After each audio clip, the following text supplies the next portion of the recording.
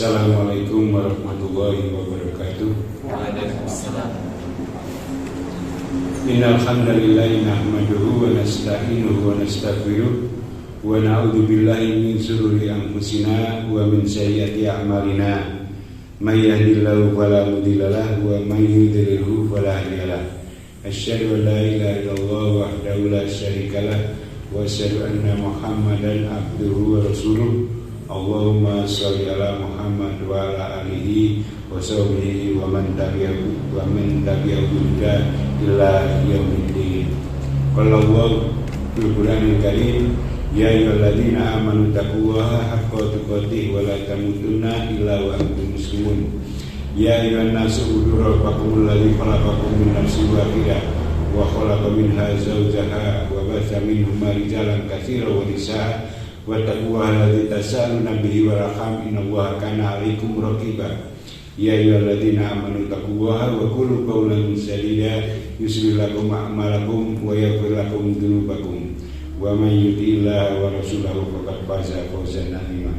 Amma ba'd. Jamaah kuliah subuh Masjid Al-Manhaj yang semoga dimuliakan Allah Subhanahu wa taala.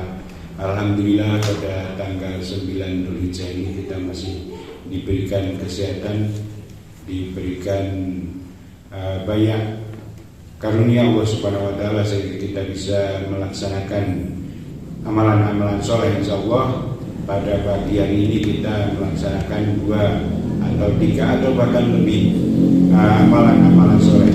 Setelah tadi malam kita bersantap sahur dengan niat insyaallah ittiba Rasul untuk melaksanakan puasa Arafah yang pahalanya insyaallah akan menghapuskan dosa 2 tahun, setahun sebelum dan setahun setelahnya. Itu insyaallah kita harapkan demikian. Kemudian kita bisa melaksanakan sholat subuh secara berjamaah, dan pada pagi hari ini kita mengawali kegiatan dengan membaca kitab Riyadhus Shalihin yang di dalamnya adalah banyak ayat-ayat dan sunnah-sunnah Rasulullah SAW yang bila mana kita mengkajinya insyaallah dengan harapan nilai ta'ala Allah akan memberikan pahala dan kemudian akan memberikan ganti dengan yang lebih baik nanti di akhirat sebagai ganti dari kegiatan kita menyisihkan waktu, meluangkan waktu untuk kemudian meninggalkan kegiatan yang lain semata-mata hanya untuk mencari ridha Allah Subhanahu wa taala. Amin. Jamaah kuliah subuh yang semoga dimuliakan Allah Subhanahu wa taala, kita sampai pada hadis yang ke-40.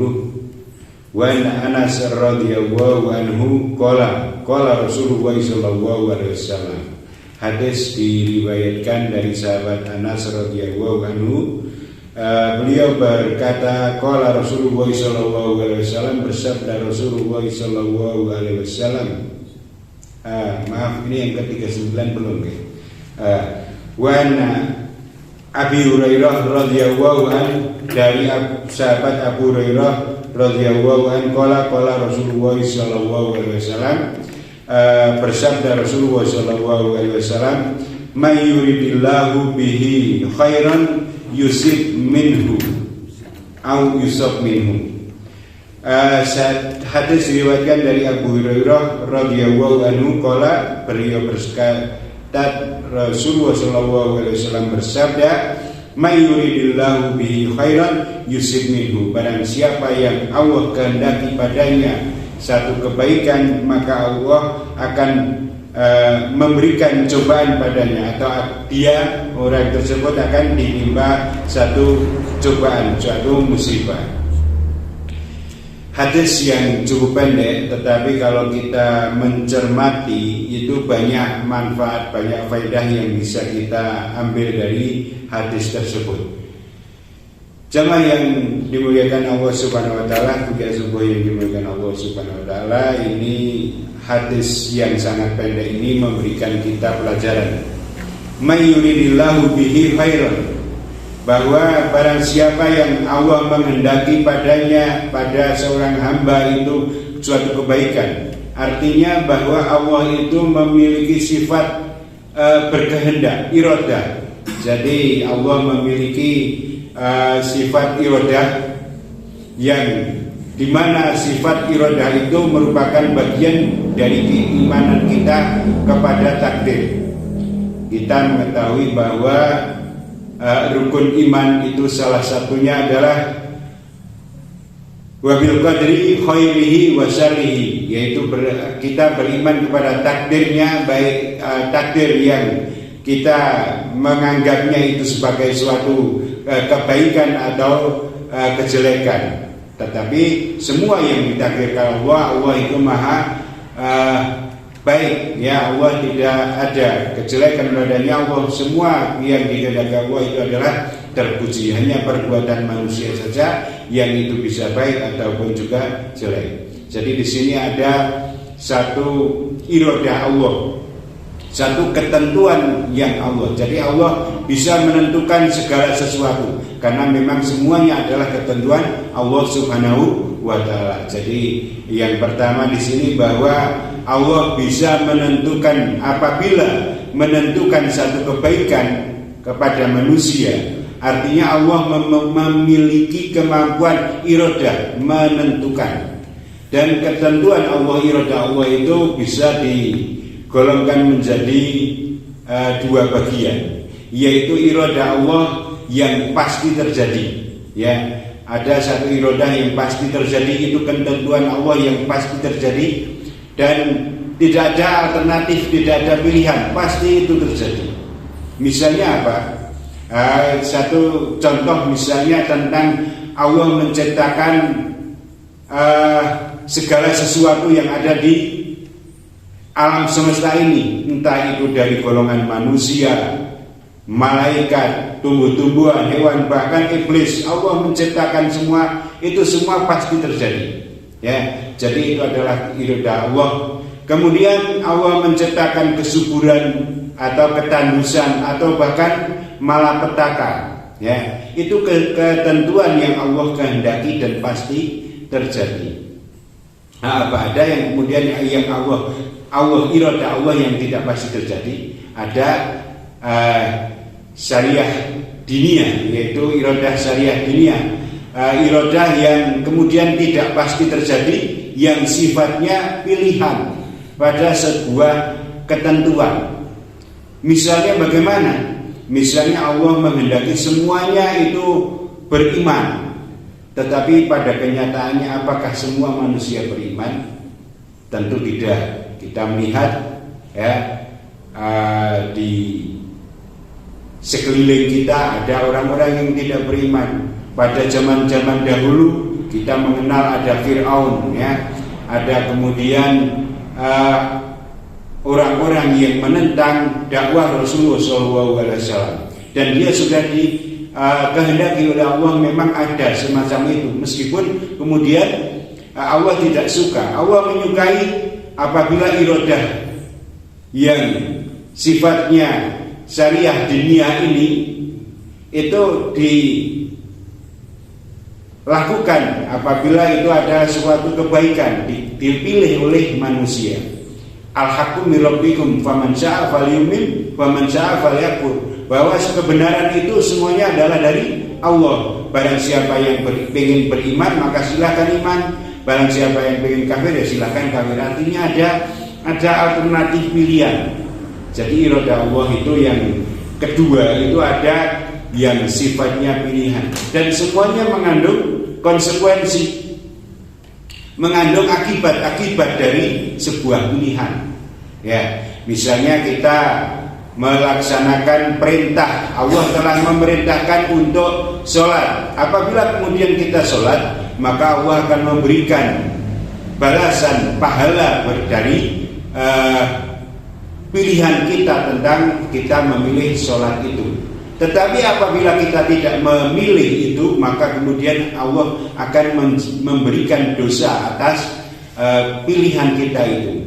Jadi ini adalah iradah Allah yang tidak pasti terjadi.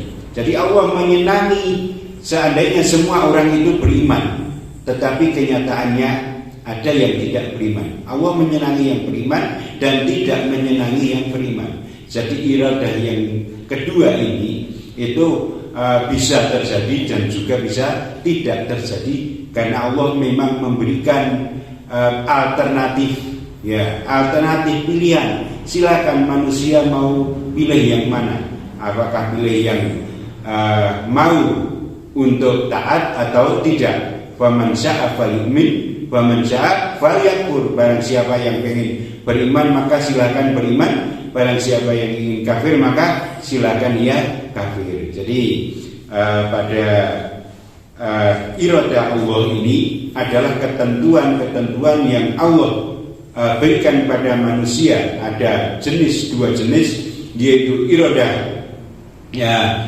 yang sifatnya kauniyah qadari, yang sifatnya itu pasti terjadi dan itu terjadi merupakan ciptaan Allah, kehendak Allah, ya, yang sudah terjadi, yang pasti terjadi. Kemudian yang kedua adalah iradah syariah diniyah, yaitu yang tidak pasti terjadi, yang itu merupakan satu pilihan di mana masing-masing mempunyai konsekuensi dari sebuah pilihan tersebut. Jadi inilah yang pertama yang bisa kita ambil hikmah dari hadis ini, yaitu barang siapa yang Allah kehendaki satu kebaikan. Jadi Allah menghendaki kebaikan-kebaikan, ya. Apabila manusia dikehendaki Allah kebaikan, maka kelanjutan dari hadis tersebut yusib minhu au yusab minhu, ya. Jadi Allah hamba tersebut bisa akan ditimpa satu musibah, atau kemudian Allah akan memberikan musibah pada hamba tersebut.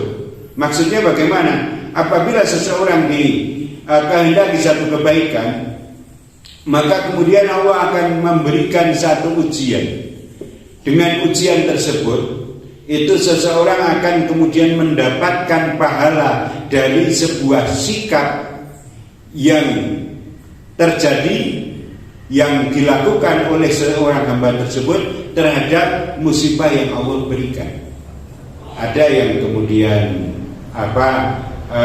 bisa menerimanya dengan baik, sabar, ya, kemudian berharap akan pahala dari Allah, maka kemudian musibah tersebut menjadi kebaikan baginya. Meskipun kemudian orang tersebut bisa punya alternatif yang lain, mau sabar atau tidak sabar, ya. Kalau dia sabar maka ada kebaikan padanya, dia akan mendapatkan pahala yang baik, dia akan mendapatkan ganti yang baik, ya. Meskipun musibahnya itu berat atau ringan, ya, banyak atau sedikit, ya, kadang tersandung itu juga musibah.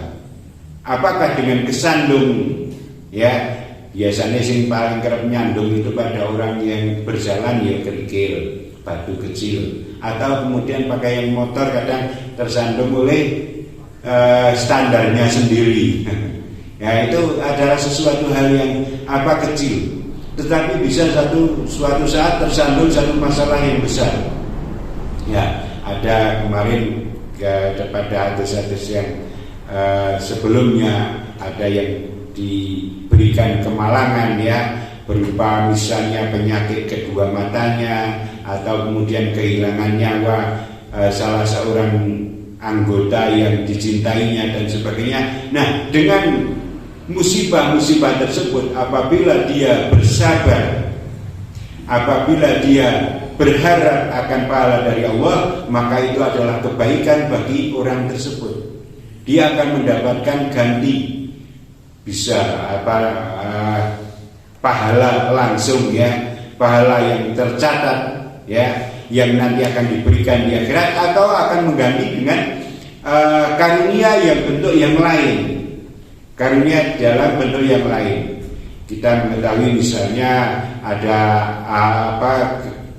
kita kehilangan sesuatu, ya, kemudian kita sabar dengan kehilangan sesuatu tersebut, kita ucapkan innalillahi wa inna ilaihi rajiun, segala sesuatu itu dari Allah dan akan kembali kepada Allah. ternyata dengan ucapan tersebut kita sapa, ternyata Allah memberikan ganti yang lain. Kita kehilangan sandal, ternyata ada sandal yang ada orang yang peduli, ya, kemudian memberikan sandal. Atau ada beberapa teman, ya, itu yang melihat, ya, kok mobilnya kurang bagus untuk dakwah, ya, ternyata terganggu perjalanannya, kemudian ternyata Allah memberikan pada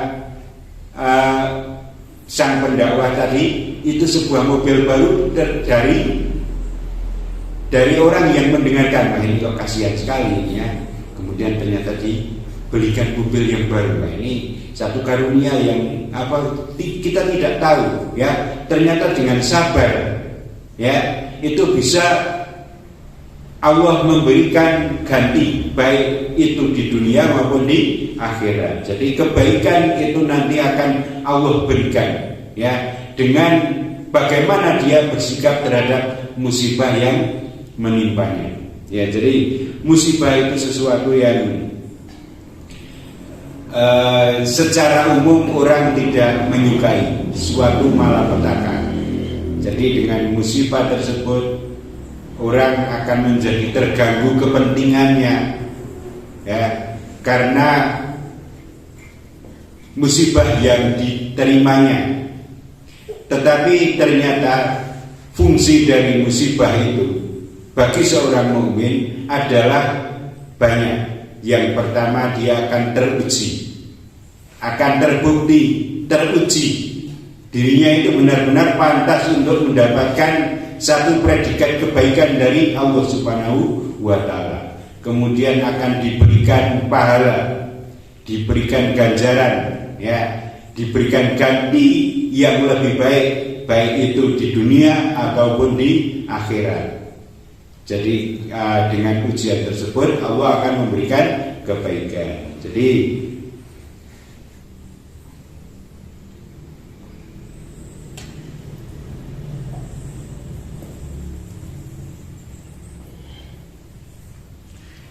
terhadap ujian yang Allah berikan tersebut, itu seseorang mukmin itu akan menjadi terangkat derajatnya.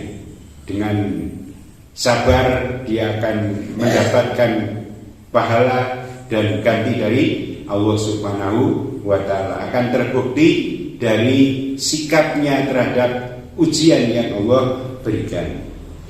Jamaah yang dimuliakan Allah Subhanahu wa Ta'ala, jadi meskipun hadis ini pendek, kita bisa mengambil banyak manfaat.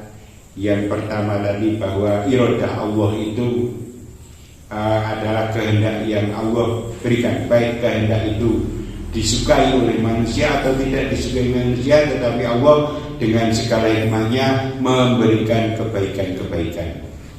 Iradah Allah itu bisa ada yang pasti terjadi, ada yang bersifat alternatif, pilihan, ya, yang pasti terjadi, maka kita tidak bisa menolak, ya. Kalau kita misalnya kita terlahir dari seorang ibu bernama Siti, ya udah kita jadi anaknya Bu Siti itu, ya. Tetapi kita tidak bisa memilih, aku mau lahir dari Bu SBY atau siapapun, ya. Itu karena itu sudah kehendak Allah, sudah takdir Allah, seperti itu. Tetapi kita bisa memilih dalam artian ketika kita jadi anaknya Ibu Siti tersebut, kita bisa menjadi anak yang soleh atau anak yang durhaka, anak yang beriman atau anak yang kafir, anak yang bersyukur atau anak yang kufur. Ya, itu adalah alternatif pilihan iradah yang Allah berikan, dan itu ada konsekuensinya. Termasuk kemudian misalnya surga dan neraka, itu Allah memberikan kabar. Bagaimana? Ada orang yang akan masuk surga, yang seperti apa? Yang memenuhi syarat-syarat tertentu. Misalnya dalam surat Al-Baqarah, ya, di awal-awal itu, wa basyiril ladzina amanu wa amilus sholihati anna lahum jannatin tajri min tahtihal anhar. Ya, dan berikanlah kabar gembira kepada orang yang beriman dan beramal soleh bahwa baginya itu adalah surga yang akan mengalir, yang mengalir di dalamnya sungai-sungai, di bawahnya sungai-sungai. Artinya agar bisa masuk surga maka syaratnya itu adalah beriman dan beramal soleh. Nah, iradah Allah itu sifatnya alternatif. Apakah semuanya pengen atau ada yang tidak pengen? Ternyata ada yang tidak pengen, ada yang tidak mau beriman, ada yang tidak mau beramal soleh, ada yang tidak mau salah satunya atau kedua-duanya. Aku iman nih orang amal soleh, atau aku iman dan atau aku beramal baik tetapi karena saya tidak termasuk beriman, nah maka dia tidak termasuk dalam syarat tersebut. Jadi sifatnya alternatif, ya.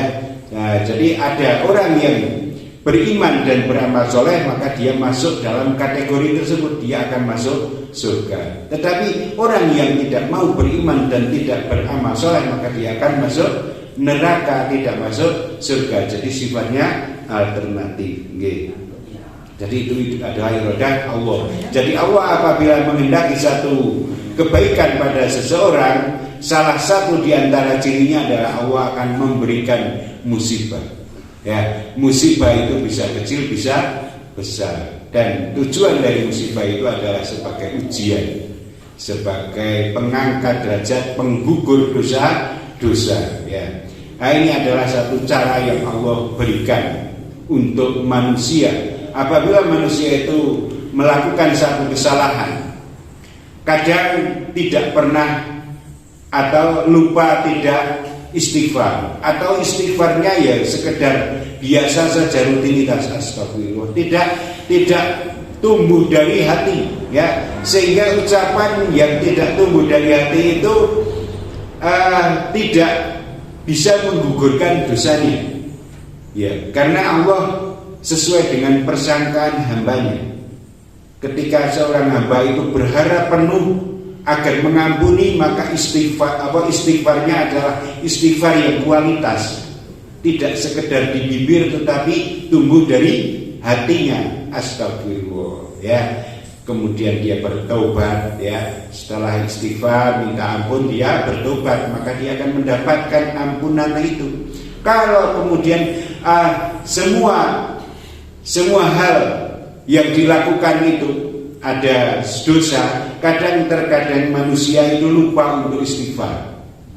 Ya, kemudian Allah menghendaki agar dosanya terhapus, maka diberikanlah ujian-ujian berupa musibah-musibah itu, sehingga dengan ujian itu Allah akan menggugurkan dosa-dosa. Jadi fungsi dari musibah itu diantaranya itu orang lupa untuk istighfar terhadap dosa yang dilakukan, ya. Jadi numpuk-numpuk, tetapi Allah menghendaki agar dosa-dosanya itu diampuni, maka Allah coba dengan ujian-ujian itu, ya. Jadi ujian-ujian itu diantaranya adalah untuk menggugurkan dosa, atau sebagai peringatan terhadap sebuah kegiatan yang itu tidak baik. Sebagai contoh secara umum, misalnya penggundulan hutan, ini yang kita contohkan yang besar, ya. Penggundulan hutan itu kan kemudian Allah memberikan musibah berupa banjir, ya. Nah, ini ada secara keduniaan ini adalah peringatan, kalau demikian segera lakukan perbaikan, ya. Banjir itu adalah peringatan, kalau kamu terus berbuat seperti itu, maka akibat berikutnya adalah ketidakbaikan, ya, yang terjadi. Kalau sudah banjir, nanti suhunya menjadi tidak baik, kemudian sumber mata air menjadi hilang, dan kemudian ketika musim kemarau tidak ada tempat bernaung, tidak ada mata air dan sebagainya, maka Allah memberikan dengan penggundulan hutan itu satu musibah itu yang secara global. Demikian pula pada seseorang, misalnya seseorang sering tanpa keperluan begadang malam, ya, begadang malam, kemudian Allah memberikan musibah berupa masuk angin. Ini adalah sebuah peringatan, ojo kaken melek bengi sing ora perlu. Ya, karena itu menjadi berakibat ketidakbaiknya. Nah, jadi Allah menghendaki kebaikan dengan masuk angin tadi, kemudian dia sadar, oh iya benar ya, ternyata kalau banyak melek bengi sing ora perlu, ora manfaat, kemudian badan kita menjadi tidak baik. Ya, demikian juga misalnya ini yang baru saja wallahu alam ini ora ya, baru saja ini saya itu makan gorengan. Apa yang terjadi kemudian? Gorengan itu sesuatu yang sangat menggoda, halal tetapi mungkin nek kokain ya ora toyib, ya. Mana tahan dengan adanya iming-iming mendoan yang hangat gitu ya, kita lupa untuk makan yang seperlunya, makan kita berlebih. Akibatnya apa? Kita batuk. Nah ini batuk, ini musibah yang diberikan Allah, memberikan musibah kepada seseorang tujuannya agar kebaikan pada orang tersebut. Nek orang dikasih musibah batuk, mungkin tidak bisa ngerem terhadap gorengan. Padahal keperluan kita terhadap kemampuan kita mengolah lemak di dalam tubuh kita itu ada batasnya. Ya, ada batasnya. Kalau kita tidak diberi batuk, terus saja kita makan gorengan. Akibatnya yang terjadi penumpukan lemak di dalam tubuh menjadi di luar kemampuan tubuh memetabolisme lemak ini sehingga menjadi bermanfaat. Justru yang terjadi adalah banyaknya kotoran-kotoran akibat lemak menjadi lemak-lemak jahat. Ya, maka Allah memberikan musibah berupa batuk. Itu berarti menghendaki kebaikan, tetapi itu sifatnya keduniaan.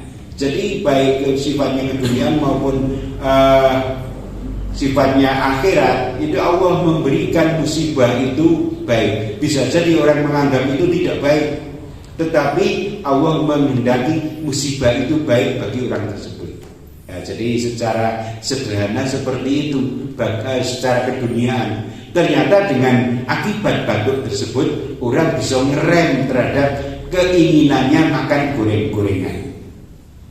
Nah, jadi ini adalah sebuah peringatan agar kita bisa memilih mana yang baik terhadap syariat, apalagi seperti itu ya, apalagi terhadap syariat yang itu akan menjadi lebih penting untuk kita perhatikan, karena memang sifatnya yang keduniaan ya sudah umurnya paling 60-70 tahun ya, itu atau ada yang lebih ada yang kurang, berbeda-beda. Tetapi kalau sifatnya akhirat itu selamanya dan tidak ada batasnya. Maka kebaikan Allah terhadap musibah yang Allah berikan kepada manusia itu nanti diantaranya adalah menggugurkan dosa, menambah pahala dan mengangkat derajat manusia. Jamaah yang dimuliakan Allah Subhanahu wa taala, hadis berikutnya hadis yang diriwayatkan dari Anas radhiyallahu anhu. Beliau berkata, Rasulullah sallallahu alaihi wasallam bersabda, la yatamannayanna ahadukumul mauta lidurri asabahu wa in kana la budda fa'ilan falyakul Allahumma ahyini ma kanatil hayatu khairali wa tawaffani idza kanatil wafatu khairali.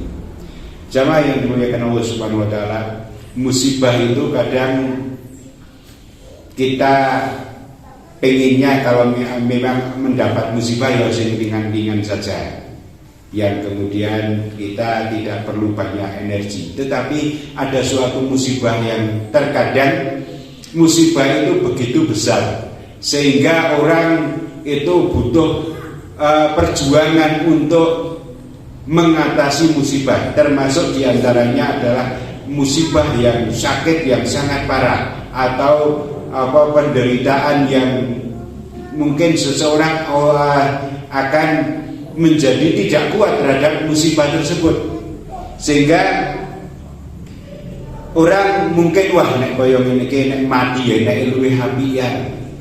Ya, sehingga orang berharap agar mati sajalah. timbangannya musibah kaya ngene, sehingga kita bisa melihat banyak orang yang bunuh diri, ya, banyak orang yang kemudian dengan sepintas karena tidak tahan terhadap musibah, dia gantung diri atau lompat dari tempat yang tinggi atau memasangkan badannya di rel kereta api dan banyak sekali, atau minum racun dan sebagainya, ya. Itu bisa terjadi pada manusia itu. Tetapi bagi orang yang beriman itu ada satu peringatan dari Allah Subhanahu wa taala lewat Rasul sallallahu alaihi wasallam, la yatamanna ahadukumul mauta lidurri asobahu. Jangan sekali-kali salah seorang dari kalian mengharapkan kematian karena satu musibah yang menimpanya. Ya, jadi tidak boleh kita mengharapkan mati karena musibah yang menimpa. Wah, mati waya. Nah, kemudian segera mengakhiri hidupnya karena musibah yang diterita dia tidak kuat. Dia tidak tahu apakah kemudian dengan mati itu akan selesai masalahnya.